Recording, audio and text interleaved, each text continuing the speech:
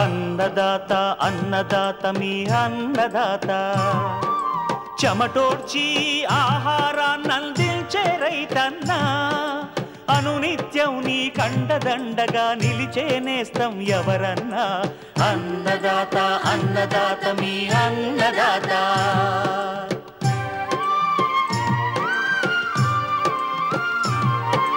నూతన రీతుల సాగుబడికి నూరింతలు పెరిగే దిగుబడికి సూచనలిచ్చే సస్య రక్షణకు పశు పోషణకి శాస్త్ర విజ్ఞానం అందించి ముందుకు నడిపే తెలుగు రైతు భారతదేశానికి మకుటం అయ్యేలా తీర్చిదిద్దే ఆశయంతో మిమ్ము మేలు కొలిపేది అన్నదాత అన్నదాత అన్నదాత మీ అన్నదాత అన్నదాత అన్నదాత మీ అన్నదాత. అన్నదాత ప్రేక్షకులకు నమస్కారం. ఈనాటి ముఖ్యాంశాలు: ఖరీఫ్ వరిని నష్టపరుస్తున్న కాండం తొలుచు పురుగు, ఆకుముడత పురుగు సమగ్ర చర్యలు, వంగ నాణ్యతను హరిస్తున్న తెగుళ్లు నివారణకు సమగ్ర చర్యలు, చేపల పెంపకానికి చెరువుల తయారీ, పిల్ల ఎంపికలో జాగ్రత్తలు, ఇంకా జై కిసాన్ వ్యవసాయ సమాచారం.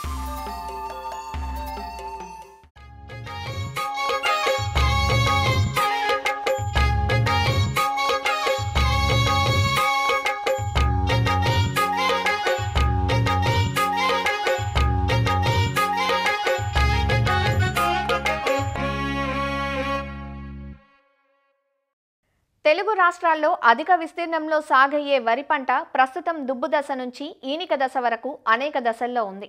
ఈ పైరును వివిధ ప్రాంతాల్లో రకరకాల చీడపీడలు ఆశించి నష్టపరుస్తున్నాయి. పురుగుల్లో ముఖ్యంగా కాండం తొలుచు పురుగు, ఆకుముడత పురుగుల నష్టం ఎక్కువగా ఉంది. కాండం తొలుచు పురుగు వల్ల మొవ్వు చనిపోవడంతో పాటు కంకి దశలో ఆశిస్తే తెల్ల కంకులు ఏర్పడి దిగుబడి నష్టం వాటిల్లే ప్రమాదం ఉంటుంది. ఆకుముడత వల్ల పైరులో తెల్లచారలు ఏర్పడుతున్నాయి. కాండం తొలుచు పురుగు, ఆకుముడత పురుగుల నివారణకు సమగ్ర సస్యరక్షణ చర్యలు పాటించాలంటూ తెలియజేస్తున్నారు ప్రొఫెసర్ జయశంకర్, తెలంగాణ రాష్ట్ర వ్యవసాయ విశ్వవిద్యాలయం రాజేంద్ర నగర్లోని వరి పరిశోధనా సంస్థ ప్రధాన శాస్త్రవేత్త డాక్టర్ ఎన్ రామ్ గోపాల్ వర్మ. ఈ వానాకాలంలో రాష్ట్రంలో సుమారు 64.2 లక్షల ఎకరాల్లో వరి సాగు చేపట్టడం జరిగింది. కొన్ని ప్రాంతాల్లో ఇప్పటికే ఈనిక దశలో పైర్లు ఉన్నాయి. మరికొన్ని ప్రాంతాల్లో అంకురం నుంచి పొట్ట దశలో ఉన్నాయి. బాగా ఆలస్యమైన ప్రాంతాలు ముఖ్యంగా ఖమ్మము ఇలాంటి చోట్ల ఇప్పుడు కూడా పిలక దశలో పైర్లు ఉన్నాయి. ఈ వివిధ దశల్లో ఉన్న పైర్లలో చూసుకున్నట్లయితే అటు పిలక దశలోను ఇటు అంకురం నుంచి ఈనిక దశలో కూడా ఈ కాండం తొలిచే పురుగు మరియు ఆకుముడత ఎక్కువగా ఆశించినట్లుగా సమాచారం అందుతోంది. అందులో చూసుకున్నట్లయితే కాండం తొలిచే పురుగు 2 దశల్లో మనకు ఆశిస్తుంది. ముఖ్యంగా పిలక దశలో ఆశించినట్లయితే మొవ్వు చనిపోవడం జరుగుతుంది. ఈనిక దశలో ఆశించినట్లయితే తెల్లకంకి వస్తుంది. ఎప్పుడైతే ఇలాగా వర్షాలు పడి తర్వాత మనకు వర్షాభావ పరిస్థితులు నెలకొంటాయో, ముఖ్యంగా పైరు అంకురం నుంచి ఈనిక దశలో ఉందో ఆ దశలో కనుక ఈ రెక్కల పురుగులు గమనించినట్లయితే మనకు దాని నుంచి వచ్చిన పిల్ల పురుగుల ద్వారా తెల్లకంకి ఎక్కువగా ఆశించి సుమారు 3 నుంచి 4 బస్తాలు దిగుబడి నష్టపోయే అవకాశం ఉంది. కాబట్టి రైతాంగము కాండం తొలిచే పురుగు యాజమాన్యంలో ప్రత్యేకమైన శ్రద్ధ వహించాలి.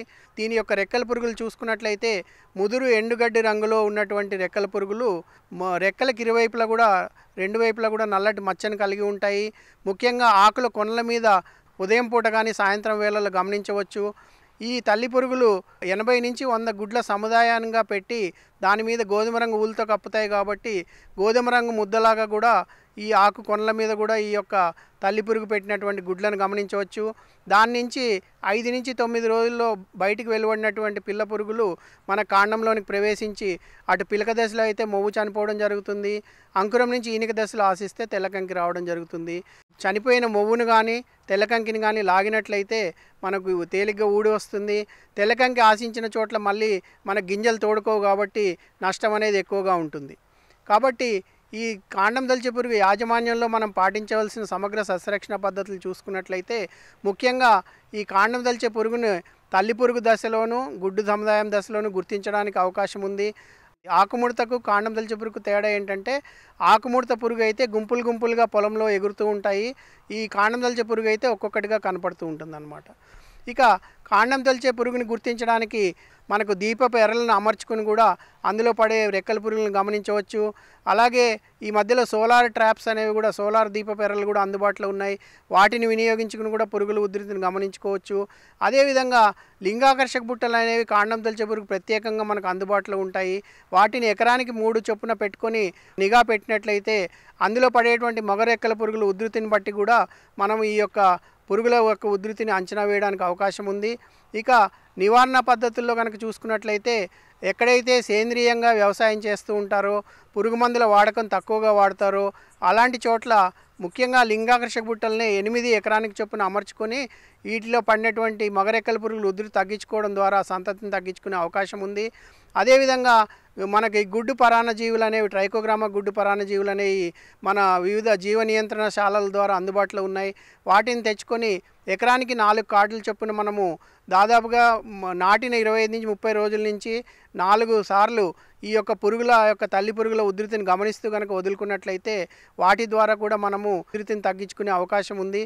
అదేవిధంగా ఎక్కడైతే మనము పురుగు మందులు వాడతామో అలాంటి చోట్ల ఈ పురుగుల ఉధృతికి 3 లింగాకర్షక బుట్టలు పెట్టుకొని నిఘా పెట్టుకొని వారానికి బుట్టకి 25 నుంచి 30 మగ రెక్కల పురుగులు పడిన చోట్ల వారం లోపులో కనుక మనం పిచికారీ చేసుకున్నట్లయితే ఈ తొలి దశలో ఉన్న లార్వాలు ఏదైతే ఉన్నాయో అవి కాండంలోనికి ప్రవేశించక ముందే మనం నివారించుకునే అవకాశం ఉంది. కాబట్టి ముఖ్యంగా పిలక దశలో ఉన్న పైర్లలో గుళిక మందులు వాడుకోవాలి. అందులో క్లోరాంటెనల్ప్రోల్ 0.4% అనేది ఎకరానికి 4 కిలోల చొప్పున కానీ, అలాగే క్లోరాంటెనల్ప్రోల్ ప్లస్ థయామిథాక్సామ్ మిశ్రమం మందు 2.4 కిలోల చొప్పున ఇది ఎకరానికి చొప్పున వాడుకునే అవకాశం ఉంది. అలాగే కార్టాప్ హైడ్రోక్లోరైడ్ 4G అనే గుళికలు 8 కిలోలు ఎకరానికి చొప్పున కూడా మనం వాడుకున్నట్లయితే కాండం తొలిచే పురుగును సమర్థవంతంగా పిలక దశలోనే నివారించుకునే అవకాశం ఉంది. అయితే తెల్లకంకి వచ్చిన తర్వాత మనం ఏ పురుగు మందులు కొట్టినా కాండంలోకి ప్రవేశించినటువంటి పురుగును నివారించడం అవకాశం లేదు. కాబట్టి రైతాంగం అంతా అంకురం నుంచి ఈనిక దశలోనే మన యొక్క ఈ తెల్లకంకి పురుగుని ఉధృతిని గమనించుకొని మనము పిచికారీ మందులు చేపట్టాల్సి ఉంటుంది. ముఖ్యంగా చూసుకున్నట్టయితే క్లోరాంటెనల్ప్రోల్ అనే మందు 0.3 మిల్లీలీటర్ లీటర్ నీటికి చొప్పున 60 ml ఎకరానికి కానీ, టెట్రానిలిప్రోల్ అనే మందు మనకు 0.5 నుంచి 6 ml ఎకరానికి లీటర్ నీటికి చొప్పున ఎకరానికి 120 ml కానీ, కార్టాప్ హైడ్రోక్లోరైడ్ 50% నీటిలో కరిగే పొడి మందు 2 గ్రాములు లీటర్ నీటికి చొప్పున 400 గ్రాములు ఎకరానికి చొప్పున కానీ వాడుకున్నట్లయితే మనం ఈ కాండం తొలిచే పురుగును సమర్థవంతంగా నివారించుకోవచ్చు. ఇంకొక ప్రధానమైన పురుగు మనకు చూసుకున్నట్లయితే ఈ మధ్యకాలంలో ఈసారి వాతావరణ ప్రభావం వల్ల గమనించినట్లయితే ఆకుముడత ఉధృతి ఈ సంవత్సరం ఎక్కువగా ఉండే అవకాశం ఉంది. ఎందుకంటే నత్రజని వాడకం అనేది ఎక్కువగా చేయడం జరిగింది. ఎక్కడైతే నీడ ప్రాంతాలు ఉంటాయో, చెట్ల నీడ ఉంటుందో అలాంటి చోట్ల ఈ ఉధృతి ఎక్కువగా ప్రారంభమయ్యి తర్వాత దశలో మనకు ఎక్కువ నష్టాన్ని కలుగజేసే అవకాశం ఉంది. ముఖ్యంగా పిలక దశలో కంటే కూడా పోటాకు దశలో ఆకుముడత ఆశించినట్లయితే నష్టం ఎక్కువగా ఉంటుంది. కాబట్టి ఈ ఈనిక దశలో ఉన్న పైర్లలో గనక దుబ్బుకి 3 ఆకులు గనక ఆకుముడత నష్టాన్ని గమనించి అందులో గనక లార్వాలు బతికున్న లార్వాలు కనపడుతూ ఉంటే తప్పనిసరిగా సస్యరక్షణ చర్యలు చేపట్టాల్సి ఉంటుంది. ఎసిఫేటు మరియు ఇమిడాక్లోపిడ్ మిశ్రమ మందు 1.5 గ్రాములు లీటర్ నీటికి చొప్పున 300 గ్రాములు ఎకరానికి చొప్పున కానీ, అదే కాకుండా ఫ్లూబెండమైడ్ అనే మందు 0.2 మిల్లీలీటర్ లీటర్ నీటికి చొప్పున ఎకరానికి 40 ml కానీ, అలాగే ఫ్లూబెండమైడ్లోనే వెటబుల్ పౌడర్ ఫార్ములేషన్ని 0.1 గ్రాము లీటర్ నీటికి చొప్పున 20 గ్రాములు ఎకరానికి చొప్పున కానీ, కార్టాప్ హైడ్రోక్లోరైడ్ 50 SP 50% నీటిలో కరిగే పొడి మందు 400 గ్రాములు ఎకరానికి, లేదా క్లోరాంటెనల్ప్రోల్ 60 ml ఎకరానికి చొప్పున కానీ వాడుకున్నట్లయితే ఇటు ఆకుముడతని అటు కాండం తొలిచే పురుగుల్ని కూడా సమర్థవంతంగా ఒకే పిచికారీతో నివారించుకుని మంచి దిగుబడి సాధించే అవకాశం ఉంది. కాబట్టి వరిలో సిరులు కురిపించేటువంటి అవకాశము ఎంతైనా ఉంది.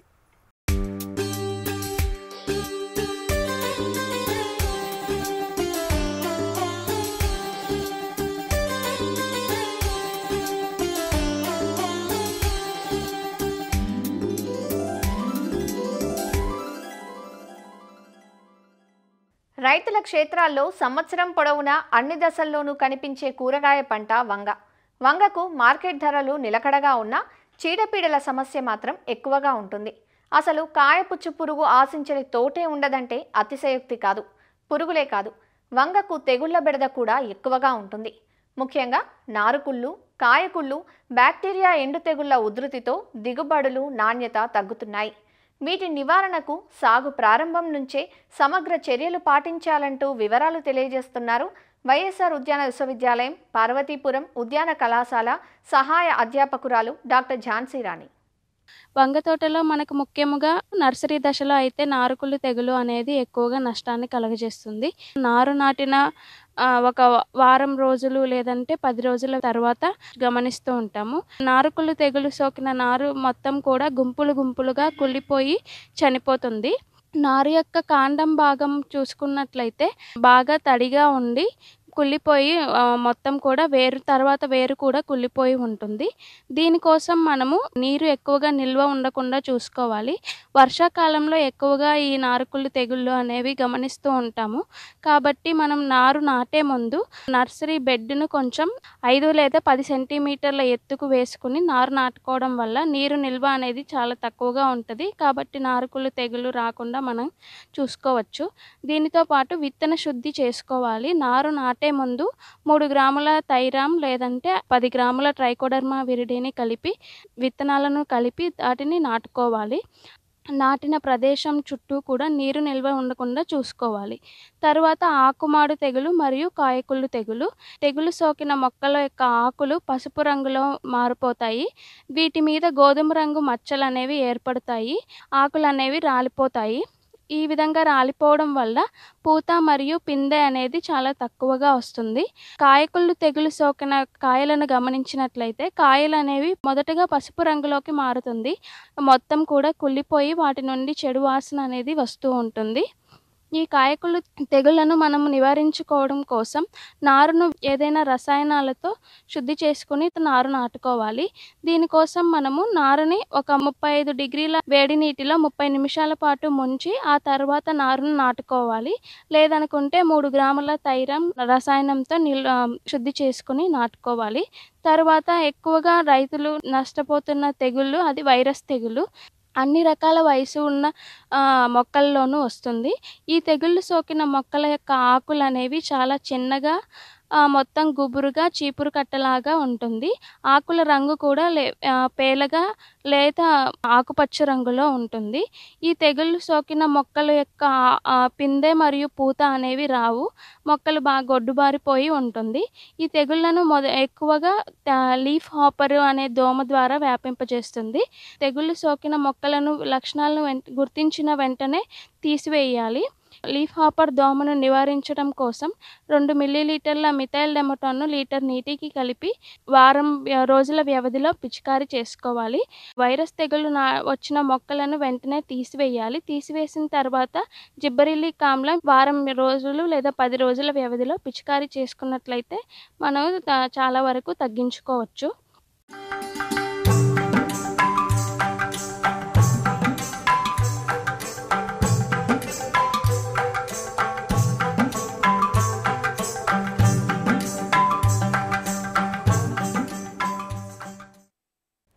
కోస్తా ప్రాంత రైతాంగానికి ఆర్థికంగా అండగా నిలుస్తున్న రంగం మత్స్య పరిశ్రమ. చేపల పెంపకం కోసం మనం ఎంపిక చేసుకున్న నేల, ఆ చెరువులోని నీటి నాణ్యత, ప్లాంక్టాన్ వృద్ధి కోసం మనం అందించే రసాయన, సేంద్రియ ఎరువులు, చేప పిల్లల సాంద్రత ఇవన్నీ చేపల పెరుగుదలను, దిగుబడిని నిర్దేశిస్తాయి. కాబట్టి పట్టుబడుల తర్వాత తిరిగి చేపల పెంపకం చేపట్టే ముందుగా రైతులు తప్పనిసరిగా కొన్ని మెలకువలు పాటించాలి.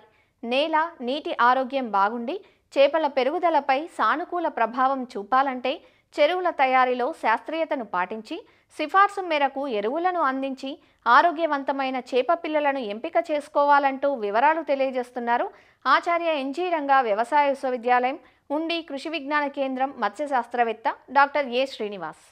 ముందుగా చెరువులో పిల్ల వదిలే ముందుగా మనం ఏంటంటే ఈ చేపల చెరువులను తయారు చేసుకోవాలి. చాలామంది ఏం చేస్తుంటారంటే చేపల చెరువులో కొంతవరకు నీరు పెట్టి మనకి అందుబాటులో ఉన్న పిల్లని తీసుకొచ్చి దాన్ని వదిలేసి ఆ తర్వాత దాన్ని నీటిని నింపుకోవడం, తర్వాత మిగతా యజమానులు చేయడం జరుగుతుంది. అయితే ఏంటంటే ఈ చేపల చెరువుల్లో కూడా చెరువు అంతా కూడా పట్టుబడి అయిపోయిన తర్వాత ఈ చెరువు నీటిని అంతా కూడా బయటికి తీసేసిన తర్వాత ఒక్కసారి మన చెరువు అడుగు భాగాన్ని ఎండగట్టడం అనేది మంచిది.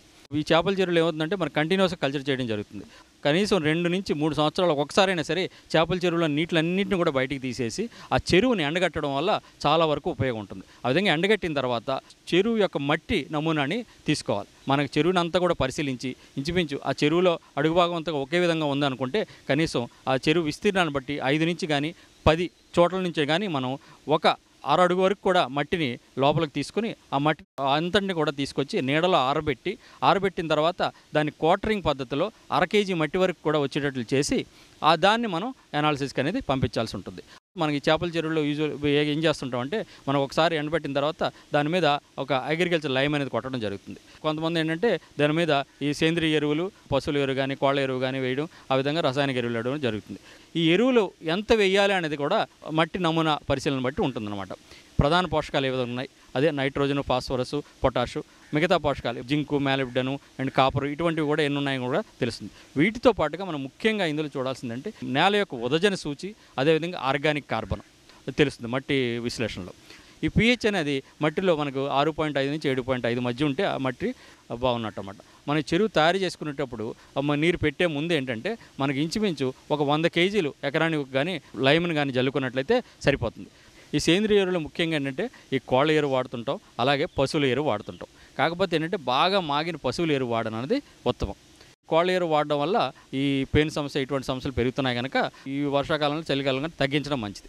మట్టి నమూనాను బట్టి ఈ సేంద్రియ కర్బనం అనేది మనకి 1.5% మించి ఉన్నట్లయితే మనం చాలా వరకు తక్కువ సేంద్రియ ఎరువు సరిపోతుంది. ఎప్పుడైతే 2% మించి ఉందో మనం సేంద్రియ ఎరువులు అసలు వాడనవసరమే లేదు.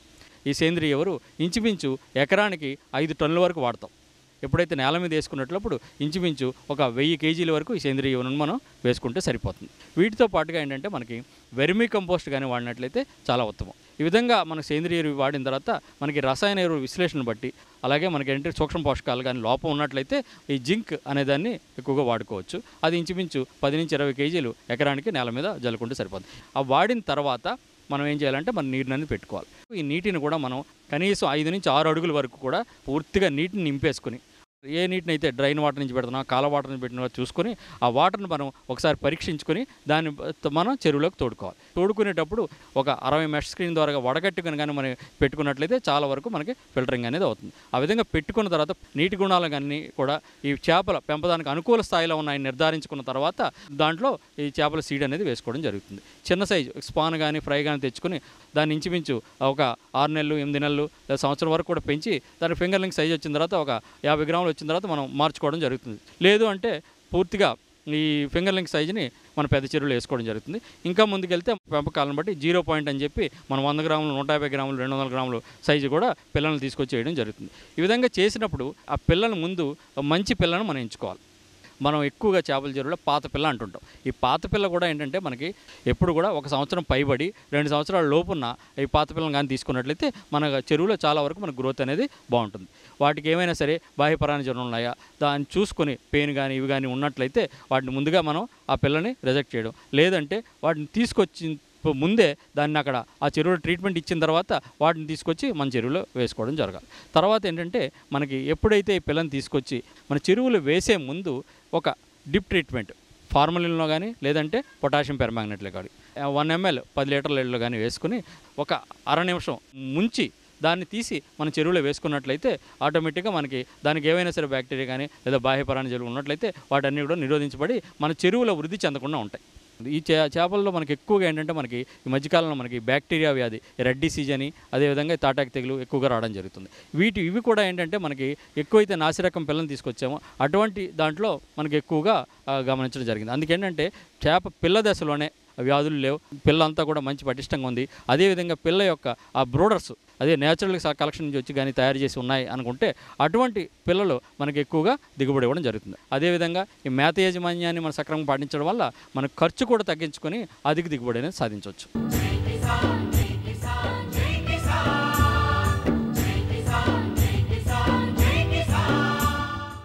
వ్యవసాయ సమాచారం ఇప్పుడు జై కిసాన్లో చూద్దాం. హైదరాబాద్ నక్లెస్ రోడ్లోని పీపుల్స్ ప్లాజాలో ఏర్పాటు చేసిన 18వ జాతీయ ఉద్యాన మరియు వ్యవసాయ ప్రదర్శన ఘనంగా ముగిసింది. సెప్టెంబర్ 18 నుంచి 22 వరకు 5 రోజుల పాటు జరిగిన మేళాలో ఇండోర్, అవుట్డోర్ మొక్కలు సందర్శకులను విశేషంగా ఆకట్టుకున్నాయి. మొక్కలతో పాటు గార్డెనింగ్కు అవసరమైన పలు రకాల ఉపకరణాలు, కుండీలు, అలంకరణ సామగ్రి, మట్టి మిశ్రమాలు, సేంద్రియ ఎరువులు ఇలా పలు రకాలు ఒకే చోట లభించి ప్రకృతి ప్రేమికులకు ఆనందాన్ని పంచాయి. తెలంగాణ, ఆంధ్రప్రదేశ్ సహా దాదాపు 20 రాష్ట్రాల నుంచి వచ్చిన నిర్వాహకులు తమ స్టాళ్లను ఏర్పాటు చేశారు. తెలంగాణ ఈవెంట్ ఆర్గనైజర్ సంస్థ ఆధ్వర్యంలో ఏర్పాటు చేసిన ఈ గ్రాండ్ నర్సరీ మేళాకు విశేష స్పందన వచ్చింది. మాకు సరి అయిన ధరలో ఇక్కడ దొరుకుతున్నాయి. అన్ని చెట్లు ఒకటే చోట దొరుకుతున్నాయి. అన్ని ప్రాంతాల చెట్లు ఒకటే చోట దొరుకుతున్నందుకు మాకు చాలా హ్యాపీ. వేరు ప్రాంతాల మొక్కలన్నీ ఇక్కడ దొరుకుతున్నాయి, అన్ని రకాలని. ప్లస్ నేను మియాజాకి మొక్క తీసుకున్నాను. నేను ఇది జపాన్లో దొరుకుతుంది, చాలా అరుదైన మొక్క. ఈటీవీ కిసాన్లో కూడా 2-3 సార్లు వచ్చింది నేను చూసినప్పుడు. మేము ఆల్రెడీ ఇంట్లో మల్బెరీ, టెర్రస్ గార్డెనింగ్ అన్నీ చేస్తున్నాము. మల్బెరీ చిన్న ఫ్రూట్ ఉందని చెప్పి పెద్ద ఫ్రూట్ ఇప్పుడు కొనుక్కోవడానికి వెళ్ళడానికి అనేది వచ్చామండి. బాగుంది, యాక్చువల్లీ ఇంట్రెస్టింగ్. ఇట్లాంటివి ఇంకా ప్రోత్సహించాలని చెప్పి ఆలోచిస్తున్నాము. మొక్కలు అన్నీ బాగున్నాయి. పూల మొక్కలు, కూరగాయల మొక్కలు, ఫ్రూట్స్ మొక్కలు బాగున్నాయి. బాగా ఎంజాయ్ చేసినాం. మాకు కావాల్సిన మొక్కలన్నీ కొనుక్కో. యాక్చువల్గా మాకు ఒక బాన్సై గ్రూప్ ఉంది. ఇట్లా బాన్సై గ్రూప్లోనే షేర్ చేసుకున్న ఇన్ఫర్మేషన్ నర్సరీ మేళ ఎప్పుడు జరుగుతుందని. ఇక్కడ బాన్సై రా మెటీరియల్స్ దొరుకుతున్నాయి, నెక్స్ట్ ఆర్నమెంటల్ ప్లాంట్స్ దొరుకుతున్నాయి, వెజిటేబుల్స్, ఫ్రూట్స్. లాస్ట్ ఇయర్ కూడా విజిట్ చేసా. మన అడ్వాంటేజ్ ఏంటంటే డిఫరెంట్ లొకేషన్స్కి వెళ్ళి మనం అన్నీ కొనుక్కోలేం. సో ఇట్లాంటి నర్సరీ మేళాస్కి విజిట్ చేస్తుంటే మనం ఏం కావాలో కొనుక్కోవచ్చు. And not only that, like different people meet అవుతుంటాం, ఫ్రెండ్స్ మీట్ అవుతుంటాం. మా ఫ్రెండ్స్ గ్రూప్లో సరదాగా మీట్ అవుదాము. బాన్సై గ్రూప్ కాబట్టి ఇక్కడ బాన్సై మొక్కలు ఏమైనా ఉంటే చూద్దామని చెప్పేసి వచ్చినాము. ఇక్కడ మొక్కలు కూడా చాలా బాగున్నాయి, మాకు నచ్చినాయి. అన్నీ కూడా కొన్ని మొక్కలు తీసుకున్నాం మేము కూడా. నేను ఇండోర్ ప్లాంట్స్ చూశాను, డెజర్ట్ ప్లాంట్స్ చూశాను, అండ్ ప్లాంటేషన్ ప్లాంట్స్ చూశాను, ఫ్రూట్ టైప్స్ ఆఫ్ ప్లాంట్స్ కానీ చూశాను. ఒక్క దగ్గరే మనకి అన్ని టైప్స్ ఆఫ్ ప్లాంట్స్ ఉండే దగ్గరికి మనం చూసుకోవచ్చు. ఈ యొక్క దాని గురించి గైడెన్స్ బాగిస్తున్నారు. డెజర్ట్ ప్లాంట్స్ అయితే ఇంకా కౌంట్లెస్ ఉన్నాయి. ఎక్కడ చూడ ఆల్మోస్ట్ ఆల్ షాప్స్లో ఉన్నాయి. ఆన్ టేబుల్ మీద పెట్టుకోవడానికి మంచి గ్లోరిఫై ఉంటుంది, మంచి నీట్గా కనిపిస్తున్నాయి అన్నమాట. నగర సేద్యం నానాటికి పెరిగిపోతున్న నేపథ్యంలో మిద్దె సాగు, అలంకరణ మొక్కల పెంపకానికి నగరవాసులు ఆసక్తి చూపుతున్నారు. అందుకు అనుగుణంగా విభిన్న రకాల మొక్కలను అందుబాటులోకి తెచ్చినట్లు నిర్వాహకులు చెబుతున్నారు. మన దగ్గర అన్ని ఎక్సోటిక్ ఫ్రూట్ ప్లాంట్స్ ఉన్నాయి. అన్ని కుండీల్లో పెరిగే ఫ్రూట్ ప్లాంట్స్ అనమాట. దాని తర్వాత ఇంపోర్టెడ్ ఫ్రూట్ ప్లాంట్స్ కూడా ఉన్నాయి. థాయిలాండ్ వాటర్ ఆపిల్స్ ఉన్నాయి, రెడ్ సూరినామ్ చెర్రీ అన్ని స్వీట్ ఉంటుంది. తర్వాత అకాయ్ బే చెర్రీ ఉంది మా దగ్గర, మియాజాకి మ్యాంగో ఉంది, కటిమన్ మ్యాంగో ఉంది, రెడ్ పల్మార్ ఉంది. ఇవన్నీ రేర్ ఫ్రూట్స్ అనమాట. మనం త్రూ అవుట్ ఇండియా తిరిగి రేర్ ఫ్రూట్స్ అన్ని కలెక్ట్ చేసి మనము ఇక్కడ మేళాల్లో పెట్టడం జరిగిందండి. అనగా ఈ నర్సరీకి అవసరమైనటువంటి నర్సరీ ఇన్పుట్స్ అనమాట. సో మనం గార్డెన్ మెయింటైన్ చేసుకోవడానికి బయో ఫెర్టిలైజర్స్ కానీ, బయో పెస్టిసైడ్స్ కానీ, మైక్రోన్యూట్రియంట్స్, గ్రోత్ ప్రమోటర్స్, ఇటువంటి ఏవైతే మొక్కకి అవసరమైనటువంటి ఫెర్టిలైజర్స్, పెస్టిసైడ్స్ అనేవి మేము మ్యానుఫ్యాక్చరింగ్ చేసి మేము గార్డెనర్స్కి, ఇటు రైతులకి మేము సప్లై చేయడం జరుగుతుంది. కన్సల్టెన్సీ మేజర్ కోర్ అనమాట. ఎవరైనా ఫార్మర్ కానీ, గార్డెనర్ కానీ వాళ్ళు ఫేస్ చేస్తున్నటువంటి ప్రాబ్లం, అది గార్డెన్ వాళ్ళ క్రాప్స్లో వచ్చే ప్రాబ్లమ్ని మాకు త్రూ ఫోటో ద్వారా మాకు పంపించినట్లయితే మాకు డెడికేటెడ్ చీఫ్ సైంటిస్టులు అలాగే జూనియర్ సైంటిస్టుల టీం ఉంది. దాన్ని అనాలిసిస్ చేసి ఎటువంటి మెడిసిన్ దానికి సూటబుల్ అవుతుంది, ఎంత డోసేజ్ దానికి మనం ఇవ్వాలి అన్న దాని మీద మన కంపెనీ వర్కౌట్ చేయడం జరుగుతుందన్నమాట. వాతావరణ కాలుష్యం పెరిగిపోతూ నగర జీవనం నరకంగా మారుతున్న పరిస్థితుల్లో ప్రకృతిని కాపాడేలా నగర సేద్యం, మిద్దె తోటల పెంపకం విస్తరిస్తూ వస్తోంది. ఈ నేపథ్యంలో ఇలాంటి మేళాల ఏర్పాటు మొక్కల పెంపకందారులకు ఎంతో ఉపయోగపడుతుందంటూ సందర్శకులు తమ అభిప్రాయం వ్యక్తం చేస్తున్నారు. మరిన్ని విభిన్న అంశాలతో రేపటి అన్నదాతలో మళ్ళీ కలుసుకుందాం. నమస్కారం. అన్నదాతలు తమ సందేహాలు, సమస్యలను 1800-425-4085 టోల్ ఫ్రీ నెంబర్లో ఉదయం 10 గంటల నుంచి 11 గంటల మధ్య పని దినాలలో సంప్రదించగలరు. ఈ కార్యక్రమాన్ని యూట్యూబ్లో www.youtube.com/annadata ETV లింక్ ద్వారా వీక్షించవచ్చు.